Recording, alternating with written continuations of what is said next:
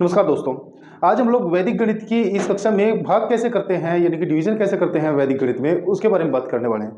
मैं आप लोगों को बताने वाला हूं कि जो डिवीजन करेंगे हम लोग वो सूत्र ध्वजांक यानी कि ध्वजांक विधि के द्वारा भाग करना सीखेंगे आज। यह विधि बहुत आसान है और जब बड़ी बड़ी डिवाइड जो होती है उनको बहुत आसानी से कर सकती है। मैं एक एग्जाम्पल आपके पास ले रहा हूँ। जैसे एक संख्या आपके पास आ जाती है 7998, इसको डिवाइड हम लोग करते हैं 24 के साथ। क्या प्रोसेस रहती है, क्या तरीका रहता है, एक एक स्टेप आप लोग समझ लीजिए। आप लोगों ने जिससे डिवाइड करना है यानी कि जो हमारे पास भाजक है, ठीक है ना, और ये जो संख्या है भाज्य है, जिससे डिवाइड करना भाजक से, उसको दो पार्ट में तोड़ लेते हैं। एक पार्ट हो जाएगा उसका बेस नंबर, दूसरा हो जाएगा ध्वजांक, जिस विधि के बारे में बात कर रहे हैं ध्वजांक विधि, ठीक है ना। और इसके साथ ही जो आपके पास भाज्य संख्या है उसको दो पार्ट में कर लेते हैं। एक पार्ट तो उसका रहेगा जो निखिल अंक है उनका, और चरम अंक का दूसरा पार्ट आपके पास बन जाएगा। चरम अंक कौन सा होता है? जो इकाई अंक आपके पास होता है। अब इस पर्सन को हम लोग डिवाइड करते हैं, भाग करते हैं। हर मेथड बहुत हर जो तरीका है बहुत आसान है, बस समझते जाइए कि कैसे आप लोग कर रहे हो। पहला जो स्टेप है वो होता है कि जो बेस नंबर आपके पास होगा उससे इस अंक को डिवाइड करो, जो पहला अंक होगा।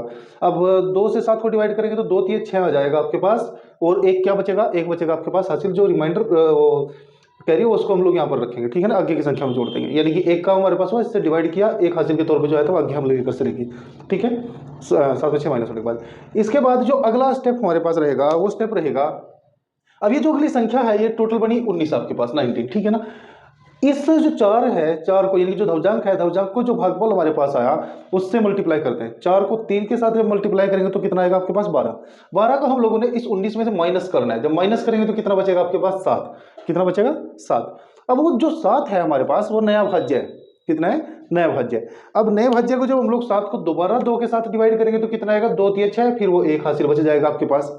अब अगली संख्या फिर आपके पास कितनी बन गई? वो फिर आपके पास 19 बन गई। और हम लोगों ने क्या करना पड़ेगा? जो ऊपर वाली संख्या ध्वजांक है उसको 3 के साथ मल्टीप्लाई करेंगे तो 3 चौके 12 हो जाएगा, और 19 में से 12 माइनस करेंगे तो कितना बचेगा आपके पास? फिर 7 बचेगा। अब उस 7 को फिर हम लोग 2 से डिवाइड करेंगे तो फिर आपके पास क्या आएगा? 2 3 6 आ जाएगा, और फिर आपके पास एक हासिल बचेगा, वो आपके पास आगे चला जाएगा। यहां तक का काम हमारे पास डिवाइड वाला हो गया, ठीक है। अब इसके बाद वाला फिर और एक बात करनी है।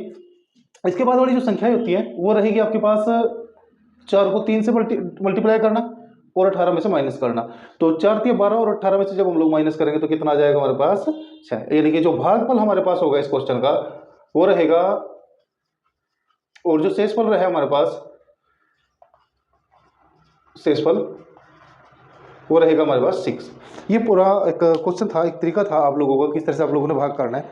मैं एक पर्सन और आप लोगों को बता देता हूँ, एक क्वेश्चन और करके देखते हैं जिससे आसान से समझ में आ जाए हमारे पास कि पूरा कॉन्सेप्ट है क्या, और आप लोग बाकी क्वेश्चनों को आसानी से कर पाएँ। मैं एग्जांपल लेता हूँ आपके पास एक संख्या, जैसे 46 75 को डिवाइड करते हैं हम लोग 32 के साथ। अब इस क्वेश्चन में यहाँ पर देख लीजिए आप लोग क्या करना है। जो काम पहले किया था, जो भाजक है उसको 2 पार्टों में तोड़ दिया, ये हमारे पास संख्या बन गई नहीं, ध्वजांक आपके पास 2 रह गया, और बेस अंक कितना? 3। अब यहाँ पर इसे क्या करेंगे? इसे भी 2 पार्टों में तोड़ेंगे। यहाँ पर आपके पास जो 5 बचेगा उसको हम लोग यहाँ पर रखना चरम अंक को, बाकी सारी की सारी संख्याएं जो होंगी आपके पास वो यानी कि निखिल अंक वो यहाँ पर आपके पास 6 7 ऐसे रह जाएंगे। इस बात का ध्यान रखना क्योंकि हमारे पास ध्वजांक 1 अंक है तो एक ही अंक हम लोग यहाँ पर दिख रहे हैं। अगर ध्वजांक 2 अंक होंगे, ठीक है ना, मान लो कोई संख्या आपके पास हो जाए कि हम लोगों ने 3 1 2 के साथ ये डिवाइड करना होता, तो हम लोग क्या करते? 3 को बेस अंक लेते और जो 1 2 12 था आपके पास वो ध्वजांक आता, तो यहाँ पर ये 2 अंक आपके पास यानी कि 75 होता, वो इस तरफ आता आपके पास, ठीक है ना। अब यहाँ से इसको सोल्व करते हैं। 3 से जब 4 को भाग करेंगे तो 3 चौके 3 एकम 3 आपके पास आ जाएगा, हाथ से क्या बचेगा? 1 आपके पास।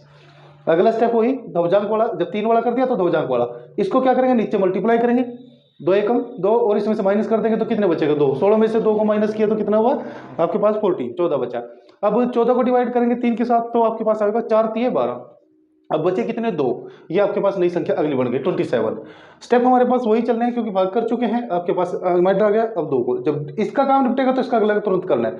2 को 4 के साथ मल्टीप्लाई किया 8, और अगली संख्या में से माइनस करेंगे तो कितना आ जाएगा? 27 में से 8 को माइनस करने के बाद आपके पास संख्या आएगी 19, ठीक है ना।